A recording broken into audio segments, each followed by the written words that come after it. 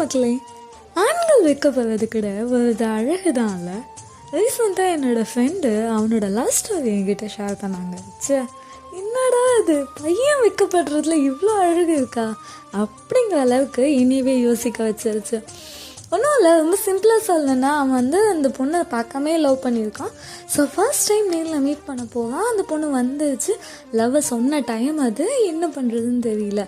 Meet பண்ண போவான். அப்படிங்கும்போது அந்த பொண்ணை பார்க்கும்போது என்ன பேசணும்னு எனக்கு தெரியல.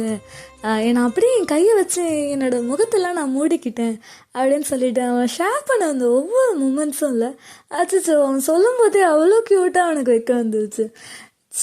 எல்லா பசங்களுமே ரொம்பவே அழகுதான். அதுவும் அவங்க வெக்கப்படும் போது சொல்லவா வேணும் இல்லை?